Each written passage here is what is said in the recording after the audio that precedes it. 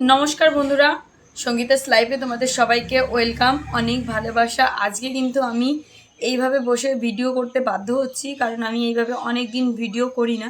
তো আজকে তোমাদের সঙ্গে একটা গুরুত্বপূর্ণ কথা বলবো, যেটা আমি মনে করি একটা ব্লগার হিসাবে, মা হিসাবেও বলাটা খুবই জরুরি, তাই জন্যই বসলাম।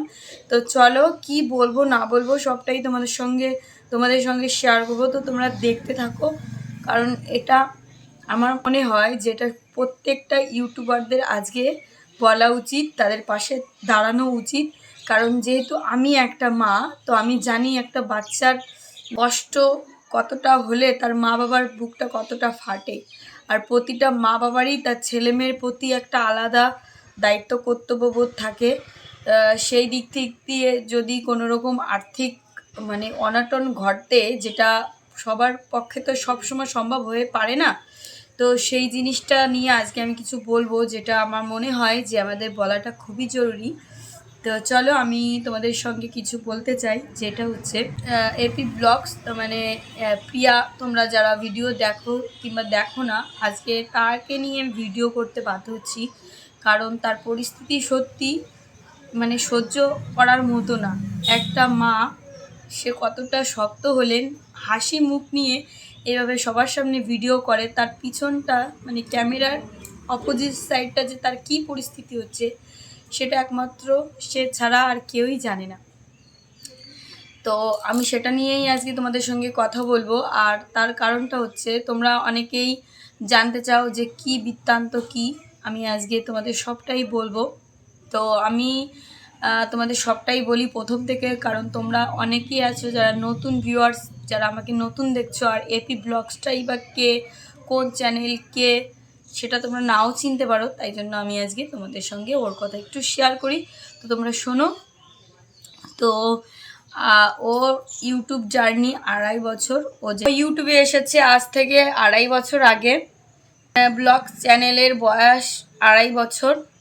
তো 2.5 বছর কি 3 বছর হবে। তো সেখান থেকে ও টুকটাক খুবই মধ্যবিত্ত, কি বলা হয়, নিম্নবিত্ত পরিবারের একজন ছিল, খুবই গরিব।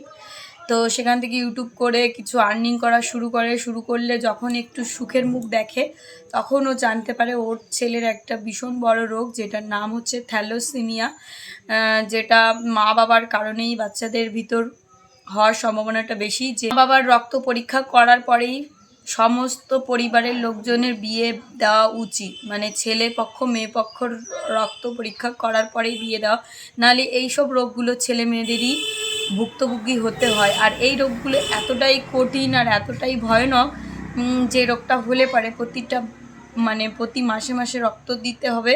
তোমরা যারা জানো তাদেরকে আর নতুন করে কিছু বলার নেই, আর যারা জানো না তাদের উদ্দেশ্যে আমি বলছি, এতটা কঠিন রোগ, যে রোগটার জন্য প্রতি মাসে রক্ত দিতে হবে। তার জন্য রক্তর মাত্রা বেশি পরিমাণ হয়ে গেলে, প্রতি মাসে যেহেতু দিতে হয়, শরীরে আয়রনের ভাগটা বেশি পড়ে। তার জন্য আমাদের পেটের ভিতর যে স্প্লিনটা থাকে সেটা অনেকটা বড় হয়ে যায়। সেই স্প্লিনটা বড় হয়ে গেলে পেটটা ফুলে যাওয়ার সম্ভাবনা অনেকটা বেশি থাকে। তো আর প্রতি মাসে মাসে রক্তও দিতে হয়। এর 3 রকম উপায় আছে। একটা হচ্ছে বিটিসি নাকি একটা বলছিল। যাই হোক, আমি তো এই রোগ সম্পর্কে বেশি জানি না, তবু আমার মনে হলো ওকে নিয়ে বলা দরকার, বাচ্চাটার মুখের দিকে তাকিয়ে, তাই জন্য আমি ভিডিও করতে বসলাম। বেবিটার এই হচ্ছে সমস্যা, আর ওর বাচ্চাটা সেম আমার মেয়ের বয়সী, যদিও আমার মেয়ের থেকে 2 মাসের বড়। তো মনের ভিতরটা না একটা কষ্টের জায়গা তৈরি হয়েছে, যে আজকে বাচ্চাটার শরীর ভালো না, এইভাবে চোখের জল ফেলছে। অনেক দিন ধরে দেখছি এই হসপিটাল ও হসপিটাল, কলকাতা, চেন্নাই, দিল্লি, প্রতিটা জায়গায় ঘুরছে। এখন এতগুলো টাকাটা কম অ্যামাউন্ট না, যেটা বাড়ি আশেপাশে লোকজন কিংবা নিজেরা ইউটিউব থেকে যা ইনকাম করে সেই দিয়ে হয়ে যাবে, সেটা সম্ভব না। সেটা অ্যামাউন্টটা এসে দাঁড়িয়েছে 28 দিনের একটা অ্যামাউন্ট, যেটা হচ্ছে গিয়ে 40 লাখ টাকা লাগবে 28 দিনে।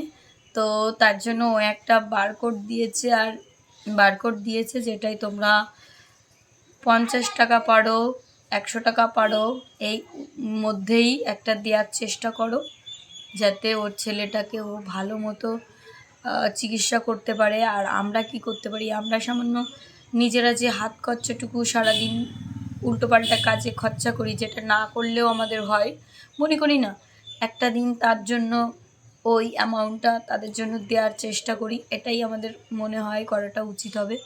তো আমিও দেব, তোমরাও চাইলে তোমাদের সামর্থ্য অনুযায়ী দিতে পারো। আর যদি দিতে না পারো ওদের ভিডিওটা একটু শেয়ার করো। আর আমি এখানে চেষ্টা করব থাম্বনেলে বারকোডটা দেওয়ার, তো তোমরা ওদের চ্যানেলে মানে ওই বারকোডটা দেখে পয়সাটা পাঠিয়ে দিতে পারো যে যতটুকু পারো। আর ওর চ্যানেলে সাবস্ক্রাইবার আছে 2.5 লাখ, তো আমি মনে করি হয়ে যাবে। না হলেও আমরা যে একটা মা, আমরা তো মানুষ না, সবার প্রথম আমরা মানুষের পাশে না দাঁড়ালে তো কোনোদিনও সম্ভব না, প্রথমত আমরা মানুষ। তো তাই জন্য আমি বলছি তোমরা প্লিজ ওই বাচ্চাটার মুখের দিকে তাকিয়ে, একটা মার মুখের দিকে তাকিয়ে তোমরা প্লিজ একটু হেল্প করো। আর এটা পুরোটাই টাকার খেল, মানে এতটা অ্যামাউন্ট এই রোগটা নিয়ে নামতে হয় যে গরিবের দ্বারা সম্ভব হয় না। সত্যি আজকাল আমাদের আশেপাশে প্রচুর বাচ্চারা আছে যাদের, আমরা তো ইউটিউব করি, আমাদের একটা প্ল্যাটফর্ম আছে, জায়গা আছে যেখানে এসে আমরা দুটো কথা বলছি, তোমরা শুনছো, কিন্তু এমনও লোক আছে তাদের কোনো অ্যাকচুয়ালি জায়গা নেই, তারা ভিতর দিয়ে এত বড় একটা রোগ বহন করে, আস্তে নিমেষেই সবটা শেষ হয়ে যায়, এমনও লোক আছে।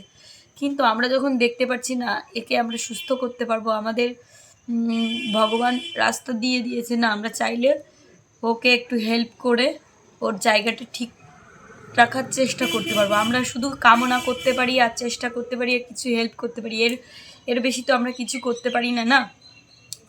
তো অতএব সেই হিসাবে আমরা একটু করতেই পারি। অনেক মানুষেরটা তো আমরা জানিও না কি হয়ে যাচ্ছে আমাদের পিছনে, আমরা জানিও না, সেগুলো তো আমরা হেল্প করতে পারি না, না? তো আমরাও তো একটা মধ্যবিত্ত থেকে উঠে এসেছি, ওই জন্য আমি জানি প্রতিটা পরিবারে যতটুকু সম্ভব, মানে খুব বেশি তো চাইছে না, মাত্র 50 টাকা ঊর্ধ্বে, আর তার কমও দিতে পারো, 10 টাকা, 20 টাকা, 50 টাকা, তো তোমরা দিতে পারো। 2.5 লাখ সাবস্ক্রাইবার যদি 50, 100, 10, 20 করে দেয় তাহলে অনেক হয়ে যাবে, ইনাফ, মানে এখনের জন্য। তো তোমরা প্লিজ একটু ওদের পাশে দাঁড়িও। আমি প্রিয়া যে মেয়েটা, ওকে আমি খুবই ভালোবাসি, ওর ভিডিও আমি প্রতিদিন দেখি, আমার খুব ভালোও লাগে, তাই জন্য ভাবলাম আমি এতদিন ভিডিও দিইনি, আমার দাদার বিয়ে হলো, এডিট করতে পারছি না, তারপরে মেন কথা আমার গলার ভয়েসটাই পুরো চলে গেছে, তবু ভাবলাম যে না, এর জন্য আমার ভিডিওটা করা দরকার, আমি অবশ্যই ওর পাশে দাঁড়াতে চাই, তোমরাও দাঁড়িও।